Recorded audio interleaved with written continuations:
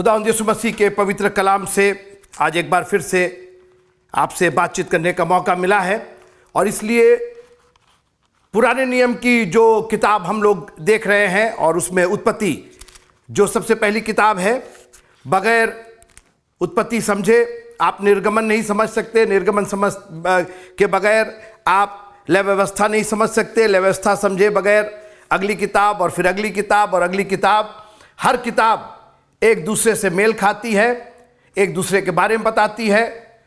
और अभी कल मुझसे किसी ने पूछा नए नियम के बारे में कि यीशु मसीह ने क्यों उस स्त्री से कहा कि बच्चों की रोटी कुत्तों को देना ठीक नहीं है, इसका क्या मतलब है। हमने कहा ऐसे नहीं जानेंगे आपको अगर जानना है तो आपको पुराना नियम जानना होगा, कौन बच्चे हैं, कौन कुत्ते हैं, ये निजाती कौन है, ये इब्री कौन है, ये इस्राएली कौन है, ये कहाँ से आए, अब्राहम कौन है, इज़हाक कौन है, याकूब कौन है। हमारी प्रॉब्लम यह है कि हम लोग बिना ABCD पढ़े सेंटेंस बनाने की कोशिश करते हैं, पैराग्राफ, और कई लोग बुक लिखना चाहते हैं। जो हमारे म्यूजिशियंस होते हैं, सिर्फ आपको हम एक म्यूजिकल इंस्ट्रूमेंट दे दे उससे आप बजाने थोड़े लगिएगा, आपको सुर और ताल का ज्ञान होना पड़ेगा ना, और उसके लिए मेहनत करनी पड़ेगी, उसके लिए वक्त देना पड़ेगा। हम लोग म्यूजिकल इंस्ट्रूमेंट खरीद करके लाते हैं, एक बार हाथ रखे और सोचे कि हम तो गायक हो गए, हम तो बजाने वाले हो गए। नहीं, आप इन लोग से पूछिए जो ये बजाते हैं, जो ये सुर और ताल निकालते हैं, ये मेहनत करते हैं, रियाज करते हैं, उसको उर्दू में रियाज बोलते हैं और अंग्रेजी में प्रैक्टिस बोलते हैं, हिंदी में अभ्यास बोलते हैं। बाइबल का अभ्यास करते नहीं, कोई एक पद उठा लेते हैं और उस पर बातचीत हम करना चाहते, उस पर बहस करना चाहते, उस पर प्रश्न करना चाहते। ऐसे प्रश्न नहीं होता है। आपको अध्याय को, पाठ को, बाइबल को समझना पड़ेगा। यह परमेश्वर की दी हुई पुस्तक है, यह परमेश्वर का वचन है और इसके लिए आपको वक्त निकालना पड़ेगा। कोई एक पद आपने कभी पढ़ लिया तो सोचे कि बस अब तो इसी पर बहस होगी, इसी पर बात होगी। अपने आप को उस बहस के पीछे छिपाइए मत। अपने आप को प्रभु के सामने पूरी तरीके से उजागर कीजिए। हमारे में कमी है, कमजोरी है, हम नहीं पढ़ पाते, हम उतना वक्त नहीं दे पाते। और इसलिए मैं आपसे निवेदन करूंगा कि खुदा के कलाम को बड़ी गंभीरता के साथ, उत्पत्ति का 35वां अध्याय, परमेश्वर ने याकूब से कहा बेतेल को, यहां से कूच करके, यहां से निकल करके बेतेल को जा और वहीं रह। अभी तक हमने ये बातें की कि अब परमेश्वर फाइनली याकूब को उस जगह पहुंचाना चाहता है जहां पर वो उसकी आशीषों को हमारे और आप तक लेकर के आए, आगे बढ़ाए। परमेश्वर ने उसको आशीष दी, इज़हाक के जरिए आशीष मिली।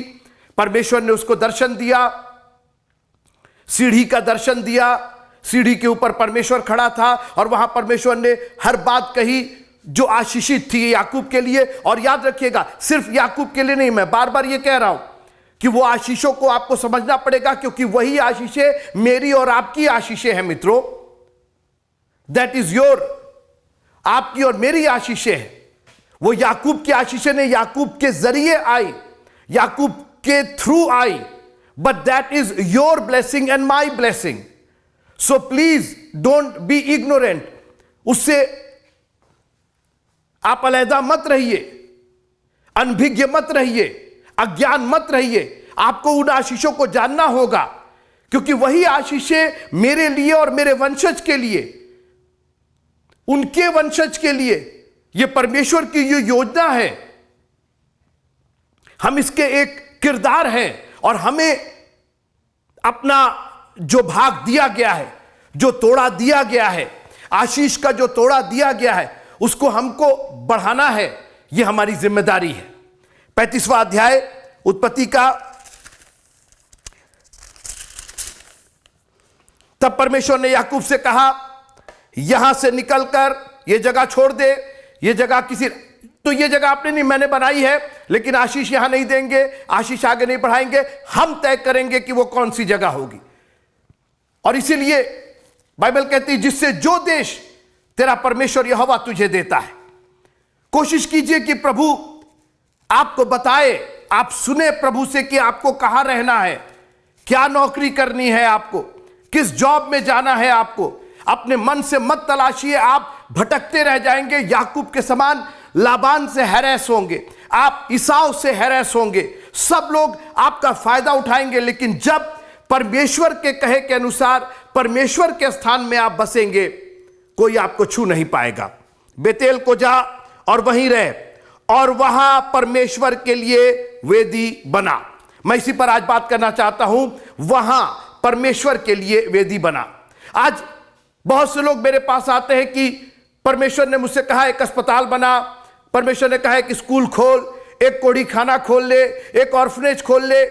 कभी परमेश्वर ने आज तक किसी को नहीं कहा कि एक वेदी बना। कम से कम हमसे आकर के किसी ने नहीं कहा कि परमेश्वर ने मुझसे कहा है कि एक वेदी बना। क्यों भाई?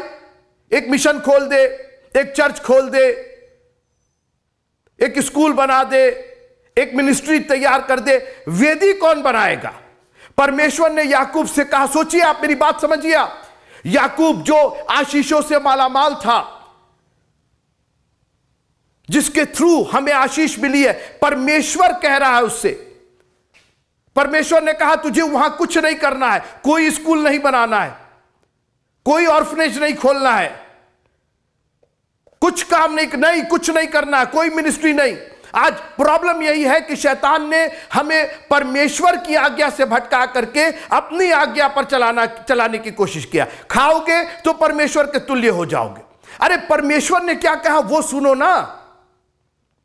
परमेश्वर ने याकूब, आज सबकी प्रॉब्लम यह है, सब मिनिस्ट्री करना चाहते, वेदी कोई नहीं बनाना चाहते। आज तक ना तो मैंने सुना और ना मेरे से किसी ने आके कहा कि परमेश्वर ने मुझको दर्शन दिया और कहा कि एक वेदी बना।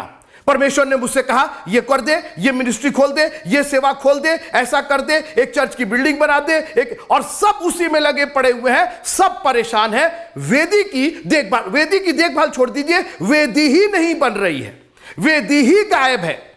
ध्यान से सुनिए, परमेश्वर ने याकूब से कहा यह जगह छोड़ दे और बेतेल को जा। इसके पहले कि तू अपना घर बनाए, इसके पहले कि तू अपने बच्चों का दाखिला स्कूल में कराए, इसके पहले कि तू कोई नौकरी कर, परमेश्वर ने किसी चीज के लिए नहीं कहा तू एक वेदी बनाएगा वहां पे। और आज हमारी प्रॉब्लम यह है कि वेदी को छोड़ करके हम सब कुछ बनाना चाहते हैं। हमारा बच्चा कहां पढ़ ले, हमारी वाइफ कहां नौकरी कर ले, हमारा हस्बैंड कहां पर काम कर ले, हमको कहां पर, और होता क्या है, सब करने के चक्कर में वेदी को हमने छोड़ दिया और कुछ भी नहीं हो पाता। परमेश्वर ने कहा तू कुछ नहीं बनाएगा वहां, तो कोई काम नहीं करेगा, तू वेदी तो बना। आप समझ नहीं रहे। तो क्या मेरे अपने बच्चे का स्कूल में दाखिला नहीं कराए, तो अपनी वाइफ को नौकरी नहीं दिलवाए, तो अपने हस्बैंड को नौकरी ना दिलवाए, तो हमारा बिल्कुल कराइए, लेकिन यह सब होगा आपकी वेदी के आगे। जब वेदी आपकी बनेगी, जब वेदी तैयार हो जाएगी, तो ये सारी चीजें अपने आप होती चली जाएंगी। आज प्रॉब्लम यह है कि वेदी की चिंता किसी को नहीं। और मैं थोड़ी देर के लिए आपसे बात करना चाहता हूं, यह वेदी है क्या। वेदी एक ऐसी जगह, एक ऐसा स्थान, एक ऐसी नियुक्त की हुई जगह। मैं उस वेदी की बात नहीं कर रहा हूं जो ईंटें, पत्थर, गारे, मिट्टी से बनाई जाती, नहीं। वेदी एक कॉन्सेप्ट है, वेदी एक विचार है। वो जो आप बना रहे हैं वो तो अपनी जगह है, लेकिन एक विचार है जिसमें सिर्फ और सिर्फ जिसके लिए वेदी बनाई जाती है वही रहता है। और यहां पर परमेश्वर ने कहा कि वहां बेतेल में जाकर के उस परमेश्वर के लिए, ध्यान से सुनिएगा, उस परमेश्वर के लिए जिस परमेश्वर ने तुझे उस वक्त दर्शन दिया था जब तू एसाव से डर के मारे भाग रहा था। परमेश्वर ने स्पेसिफाई किया, कोई भी परमेश्वर के लिए वेदी नहीं बनेगी, किसी भी ईश्वर के लिए वेदी नहीं बनेगी, किसी भी वस्तु के लिए, किसी भी व्यक्ति के लिए वेदी नहीं बनेगी। वो वेदी सिर्फ उस परमेश्वर के लिए बनेगी जिसने तुझे दर्शन दिया था। पर आज वेदियां बन रही हैं, कभी हम अपनी वाइफ के लिए वेदी बना रहे हैं, हस्बैंड के लिए, बच्चों के लिए, वेदियों पर वेदियां बन रही हैं। सिर्फ परमेश्वर की वेदी नहीं बन रही, अपने परिवार की वेदी बन रही। आज हम अपने बॉस के लिए वेदी बना रहे हैं, आज हम संसार के लिए वेदी बना रहे हैं परमेश्वर को छोड़ करके। परमेश्वर ने बहुत स्पष्ट रूप से कहा वो वेदी बनेगी तो मेरे लिए बनेगी, उस परमेश्वर के लिए बनेगी जिसने तेरे को दर्शन दिया था, वो सीढ़ी का दर्शन दिया था, जिसके ऊपर मैं खड़ा होकर के मैंने तुझे आशीष दी थी, उसके लिए वेदी बना। और आज मैं आपको चैलेंज करना चाहता हूं, बगैर वेदी के आपने कोई काम करने की कोशिश की, आपके काम कभी सफल नहीं होंगे। आप 1000 बार ये लिख लीजिए। आप करते रहिए, आप छोड़ के करिए। मेरी बात सुन लीजिए, आज आपने सुना है ना, ये कहीं आपके लिए श्राप ना बन जाए। वेदी को खबरदार आपने नेग्लेक्ट किया, कभी आपने उसको इग्नोर किया, कभी आप वेदी से अनभिज्ञ रहे। बेतेल को जा, वहीं रहे। क्या करेंगे वहां रह करके? तो वहां स्कूल में काम करने लगेंगे, वहां पर रेलवे में काम करने लगेंगे, वहां फलानी जगह काम करे, कहीं कुछ नहीं करेगा। तू वेदी बनाएगा वहां पे। और ये मेरी नहीं, ये परमेश्वर की आज्ञा है। और मैं बार बार इस पर एम्फेसिस करूंगा, बार बार इस पर जोर दूंगा, आपको परमेश्वर के लिए वेदी बनानी होगी, तभी आपकी आशीषें आगे बढ़ेंगी। परमेश्वर के लिए एक वेदी बना। वेदी, जैसा मैंने कहा, विचार है। वेदी क्या करती है कि सबसे पहले जब बनाई जाती है तो उस जगह पर उस वेदी जिसके लिए बनाई जाती है उसका अधिकार हो जाता है। फिर से सुनिएगा, जिस आराध्य के लिए, जिस ईश्वर के लिए, जिसके लिए वेदी बनाई जाती है, उस ईश्वर का अधिकार उस जगह पर हो जाता है। हमारे देश में, भारत में एक बड़ा अच्छा तरीका है, कहीं कुछ कब्जा करना है तो एक वेदी डाल दो, एक पूजा करने का स्थान डाल दो, वो जगह कब्जा हो गई। खैर वो तो अलग बात है, वो तो जो गलत है गलत है, लेकिन उसका विचार क्या है उसके पीछे, कि जिस जगह वेदी बन जाती है वो जगह उस वेदी की हो जाती है, कब्जा हो जाता है। मैं आपसे पूछना चाहता हूं, आपके जीवन में किसकी वेदी बनी है? संसार की वेदी बनी है, परिवार की वेदी बनी है, अपने नौकरी चाकरी की, अपने बिजनेस की, दुनिया की वेदी आपने बनाया है, दुनिया का अधिकार है। परमेश्वर की वेदी कब बनेगी? वेदी बनाने के लिए उस जगह को क्लीन करना पड़ता है, साफ करना पड़ता है। और मैं आपको दिखाना चाहता हूं कैसे साफ किया याकूब ने। आइए आगे पढ़ते हैं। उत्पत्ति का 35वां अध्याय और उसकी दूसरी आयत, chapter 35 of Genesis and verse number 2। तब याकूब ने अपने घराने से और उन सब से भी जो उसके संग थे कहा, तुम्हारे बीच में जो पराये देवता है, सुनिए, वेदियां थीं, वेदियां बनी हुई थी, लेकिन वो सब पराये देवता थे। देवता थे मगर वो पराये थे। मैं आपसे पूछना चाहता हूं, आपके जीवन में कौन अपना है? आपका परमेश्वर कहां? और इसीलिए दाऊद बार बार कहता है, मेरा परमेश्वर, मेरा परमेश्वर, मेरा, हमारा ईश्वर। ये देवता थे मगर पराये थे। सुनते रहिएगा, पराये देवता, और उन्हें निकाल फेंको और अपने अपने को शुद्ध करो और अपने वस्त्र बदल डालो। जानते क्यों? वेदी बनने जा रही थी, शुद्धता चाहिए। जो बना रहा है वेदी को, याद रखिएगा, वेदी परमेश्वर नहीं इंसान बनाता है। आपको यह विचार पैदा करना पड़ेगा, आपको अपने जीवन में परमेश्वर के अधिकार को ग्रहण करना पड़ेगा कि आज के बाद से मेरे जीवन में अगर कोई अधिकार होगा तो सिर्फ और सिर्फ परमेश्वर का होगा। हमें अपनी वाइफ से नहीं पूछना है कि दशवांश दे कि ना दे, हमें अपने हस्बैंड से नहीं पूछना है कि दशवांश दे कि ना दे, हमें अपने बच्चे के स्कूल से नहीं पूछना है कि हम दशवांश दे कि ना दे, पहले फीस दे कि दशवांश दे। मेरे जीवन में अधिकार है, पहली चीज कुछ है, प्राथमिकता कुछ है, तो वो परमेश्वर की, क्योंकि वेदी बनी हुई है और उसके लिए मैंने अपने आप को शुद्ध किया। और शुद्ध जानते आप कैसे करते हैं? अशुद्धता को निकाल दीजिए, चीज अपने आप शुद्ध हो जाएगी। जब एक बच्चा पैदा होता है तो शुद्ध मन से, शुद्ध विवेक से पैदा होता है, लेकिन बाद में अशुद्धता आ जाती है, शुद्धता खत्म हो जाती है। जैसे ही आप अशुद्ध को निकाले, आपको शुद्ध करने की जरूरत नहीं है। ध्यान से सुनिएगा, हम लोग शुद्ध करना चाहते हैं, शुद्धिकरण होता है। नहीं नहीं नहीं नहीं, शुद्धिकरण करने की जरूरत ही नहीं है। आप अशुद्धि को निकाल दीजिए तो चीज तो अपने आप शुद्ध हो जाएगी। हमारी प्रॉब्लम यह है कि हमने इतनी अशुद्ध चीजें अपने जीवन में ले रखी हैं, विचार इतने अशुद्ध हो गए हैं, केवल उनको शुद्ध कर दीजिए। आपका विचार तो ऑलरेडी शुद्ध है ही है, आपकी आत्मा तो परमेश्वर से निकल करके आई है, आपने उसको अशुद्धता से भर दिया है। अशुद्धता दूर कर दीजिए, वो अपने आप शुद्ध हो जाएगा। और याकूब ने कहा कि देवता थे मगर पराये थे, अब इनको निकाल फेंको और अपने अपने को शुद्ध करो। कैसे? ये पराये देवता को फेंक दो और फिर क्या करो? अपने वस्त्र बदल लो। कितनी सुंदर बात!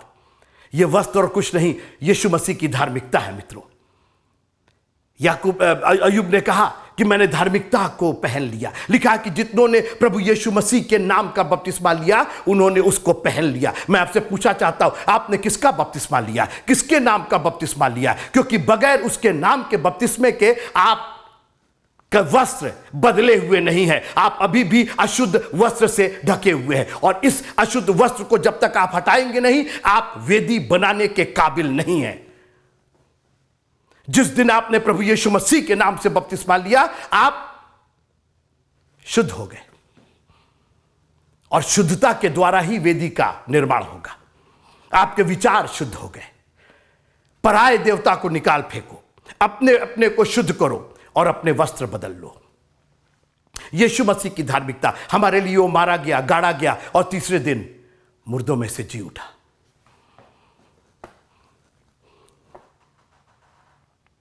वेदी जहां बनाई जाती है वो टेम्परेरी नहीं बनाई जाती है, वो परमानेंट होती है। जब तक वो मंदिर होता है तब तक वो वेदी होती है, जब तक वो वेदी होती है तब तक वो मंदिर होता है। मित्रों, बाइबल कहती है, पहला कुरिन्थियों 3:16 में लिखा, क्या तुम नहीं जानते कि तुम परमेश्वर का मंदिर हो? यह मंदिर बगैर परमेश्वर की वेदी के बेकार है, एक खाली भवन है, उसका कोई मतलब नहीं, कोई मकसद नहीं है। और आज बहुतों की जिंदगियां केवल खाली भवन है, उनमें दुनिया की बातें भरी हुई है, उनमें राजनीति भरी हुई है, उनमें कलह भरा हुआ, उनमें इसकी बुराई उसकी बुराई, ये ऐसा वो ऐसा। बस वो परमेश्वर का मंदिर नहीं है, क्योंकि वेदी नहीं है। वो विचार नहीं है कि मेरे जीवन में परमेश्वर प्राथमिकता है। और मैंने जैसे कहा कि परमेश्वर ने कहा कि तू वेदी बना, तो वो कैसे, वो बाकी जो होना है, वो बच्चे की फीस कैसे होगा और बच्चे का एडमिशन कैसे होगा। मैं आपको अपना उदाहरण देना चाहता हूं। जब मेरा बेटा ग्रेजुएशन करना चाहता था, मैंने अपनी वाइफ से पूछा कि वो कॉलेज की फीस कितनी है जिसमें वो जाना चाहता। बोले $50,000, यानी करीबन 35 लाख रुपए। हमने करे, मैं पास्टर, एक प्रीचर आदमी हूं, मेरे पास कहां से 35 लाख रुपए आएंगे कि मैं उसको ग्रेजुएशन कराऊं। हम दुआ करके गए, वेदी हमने पहली बना दी थी। हमने कहा पहली प्राथमिकता, तो मैंने पहले यही कहा कि मैं प्रीचर हूं, मैं पास्टर हूं, मैं कहां से लेकर के आऊंगा। मैंने अपने आप को वेदी के करीब रखा कि मैं तो प्रभु की सेवा करता हूं। मुझे क्या मालूम था कि उस सेवा का जो मेवा मिलेगा वो इस दुनिया की कोई और ताकत दे ही नहीं सकती। जितनी बड़ी वेदी होगी ना, उतना बड़ा मेवा मिलेगा, जितनी बड़ी सेवा उतना बड़ा मेवा। हम गए, कॉलेज गए, ऑफिस में गए, हम लोगों ने अपनी बात रखी। मैं छोटा करना चाहता हूं उस बात को, आप मुझसे अलग से पूछिएगा कि किस तरीके से। यकीन मानिए, 1 पैसा फीस नहीं लगी और मेरे बच्चे ने उसी कॉलेज से ग्रेजुएशन किया। उन्होंने कहा जरूरत नहीं है, इतनी स्कॉलरशिप है हमारे पास, सरकार की ओर से, गवर्नमेंट की ओर से इतने पैसे मिलते, बच्चे को बस पढ़ने भेज दीजिए, बच्चे का अटेंडेंस लगना चाहिए, आपके बेटे को हर दिन कॉलेज में होना पड़ेगा। हमने कहा हाँ बिल्कुल होगा। वो बोले पैसे एक भी नहीं लगेंगे, वो तो उनके लिए है जो बाहर से आते हैं, वो उनके लिए है जिनको स्कॉलरशिप नहीं मिलती है। आपके पास तो वेदी है, आप तो वेदी की सेवा करते हैं। अरे मैंने कहा ये क्या? बोले जी वेदी की सेवा का ये परिणाम है। मित्रों, मैं आपके सामने एक उदाहरण हूं, मैं किसी का और उदाहरण नहीं लेना चाहता हूं। I have experience by myself. You build an altar, एक वेदी बना के तो आप देखिए, वेदी बना, बाकी सारी चीजें हो जाएंगी। बाइबल क्या कहती है? पहले उसके राज्य और धर्म की खोज करो। यहां परमेश्वर ने याकूब को उसके जीवन की, उसकी आशीषों की प्राथमिकता बता दी। आशीषें सबको चाहिए, प्राथमिकता किसी को नहीं चाहिए। प्राथमिकता किसी को पता ही नहीं है। दौड़ में जीतना सब चाहते हैं, स्टार्टिंग लाइन ही नहीं मालूम है, कहां से दौड़े, कोई 10 मील से दौड़ रहा है, कोई 20 मील से दौड़ रहा है, उनको पता ही नहीं है कि स्टार्ट, क्योंकि देखिए मित्रों, बिना स्टार्ट लाइन के आप दौड़ को पूरी नहीं कर सकते, क्योंकि जो वर्ड पूरा है वो start, that is between start and finish, वो शुरुआत और अंत के बीच को पूरा कहते हैं। आज पूरा सब करना चाहते हैं, मगर उनको मालूम ही नहीं कि पूरा करना कहां से है। पूरा करना है तो वेदी बनाइए, बेतेल को जा, वहीं रहे और परमेश्वर के लिए एक वेदी बना।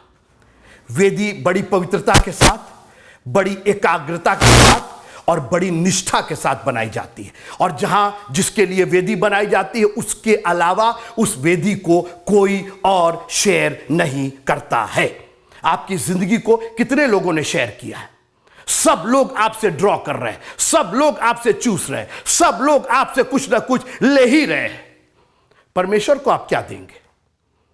एक बार अपने जीवन में परमेश्वर को प्राथमिकता दे करके, नहीं, पहले प्रभु, पहले वेदी बनेगी, पहले उसकी सेवा होगी। और जिस दिन आपकी वेदी की सेवा पूरी होगी मित्रों, थैंक यू जीसस। आप पढ़िएगा आगे किस तरीके से याकूब को परमेश्वर ने दोबारा दर्शन दिया, क्योंकि उसने बेतेल में जाकर के एक वेदी बनाई सबसे। और मैंने कहा ना कि जब वेदी बन जाती है तो बाकी सबका कब्जा दूर हो जाता है, सबका कब्जा, कोई छूता नहीं कि भैया वेदी है ये, इसको नहीं छुएंगे। हमारे देश में तो प्रशासन आता, बोला भैया ये जगह तो अब गड़बड़ हो गई, इसको तो नहीं छुआ जा सकता। हमारे और आपके जीवन में उस जीवते परमेश्वर की वेदी बन जाए, उसका विचार हमारे जीवन में बराबर बना रहे। है किसी की हिम्मत जो आकर के हमको और आपको छू ले, हमारा और आपका नुकसान कर दे, हमको और आपको बीमारी दे के चला जाए, हमको और आपको गरीबी और दरिद्री दे के चला जाए, हमारे परिवार पर किसी तरीके से हाथ लगा दे? वेदी बनाइए मित्रों, वेदी, वो विचार पैदा कीजिए। और घर के अगुओं, अपने जीवन में कुछ और बनाना ना बनाना, मगर परमेश्वर की वेदी जरूर बनाना। आप करते रहिए, जो मिनिस्ट्री करना है करिए, बगैर वेदी के आपकी मिनिस्ट्री में कोई ताकत नहीं है, कोई आशीष नहीं है। जब वेदी बन जाएगी, याकूब से कहा, सोचिए इतनी बड़ी आशीष का रखवाला था वो, इतनी बड़ी आशीष को लेकर ढो रहा था। उसको तो बोलना चाहिए तेरे को एक बहुत बड़ा अस्पताल बनाना, एक बहुत बड़ा स्कूल बनाना, एक बहुत बड़ा अनाथ आश्रम बनाना, एक कोड़ी खाना बनाना, एक ये बोला कुछ नहीं करना, तुझे सिर्फ वेदी बनाना है। और अपने जीवन में वेदी बना लीजिएगा मित्रों। और आज मैं ये कह के खत्म करना चाहता हूं कि ये पीस चर्च की जो वेदी है ना, ये जो ऑल्टर है, इसने इतने लोगों को आशीष दी है कि आप यकीन नहीं करिएगा। मैं अगर गवाही लूं, और मैं चाहूंगा कि कुछ अगले दिनों में मैं गवाही लूं जिन लोगों ने इस ऑल्टर आप पर आकर के, और उसमें मैं पहला होऊंगा। ठीक है, इस भवन का फाउंडेशन मैंने रखा, सब किया, मगर इस ऑल्टर पर पहले मैं आकर के गिरा। मैंने इस पर अपनी वेदी तैयार की, इस विचार को पहले मैंने अपने मन में रखा, और खुदा ने इतनी बरकतें दी। और आज भी मैं हमेशा जहन में रखता हूं पीस चर्च का वो ऑल्टर। प्रभु जी, उस ऑल्टर पर जो आपने आशीष दी है, इस ऑल्टर को कभी खाली मत होने दीजिएगा। If you really want to be blessed, मैं आपसे बहुत हकीकत से बात कर रहा हूं, अगर आपको रियली आशीष चाहिए, ठीक है, आप अपने अहंकार में जहां मन करे वहां बैठिए, जहां मन करे जो करिए, कोई बात नहीं। लेकिन आप जो सचमुच टूटे हुए हैं, जो पिसे हुए हृदय के हैं, जिनको रियली आशीष चाहिए, don't hesitate to come to the altar. और आज मैं थोड़ा सा वक्त देना चाहूंगा इस ऑल्टर को भरने के लिए। अगर आप वास्तव में नहीं चाहिए आशीष, कोई बात नहीं, आप अपनी जगह बैठे रह सकते हैं, परमेश्वर वहां भी आशीष दे सकता है, और जैसे देगा परमेश्वर है वो किसी को भी। लेकिन इस वेदी की जो आशीष है, चूंकि मैंने एक्सपीरियंस किया है, मैंने उसका अभ्यास किया है, ये वेदी की आशीष को आप मामूली मत जानिएगा। इस वेदी को जब भी आपको मौका मिले, ये चर्च खुलता है सुबह 10 बजे से 12 बजे तक, शाम को खुलता है 5 से 7 बजे तक। जब आपको मौका मिले, उसके बीच में भी आपको जब टूटा और पिसा हुआ हृदय हो, जब आपको वेदना हो, जब आपको पीड़ा हो, जब अपनी आशीषों को आप आगे बढ़ाना चाहते हो, तो इस वेदी पर आकर के रोइएगा, इस वेदी पर आकर के बिलखिएगा, इस वेदी पर आकर के मांगिएगा। हन्ना उठ करके वेदी के पास चली गई, मंदिर में चली गई। क्यों? दुआ तो वो कहीं भी कर सकती थी, लेकिन उसी मंदिर में, उसी वेदी के पास उसको सैमुएल नाम की एक ऐसी आशीष मिली जो बाद में चल करके प्रोफेट सैमुएल हो गया। प्रभु आपको आशीष दे, इस वेदी की आशीष दे। अपने जीवन में यह वेदी का विचार बनाए रखिएगा, प्राथमिकता दीजिएगा वेदी को।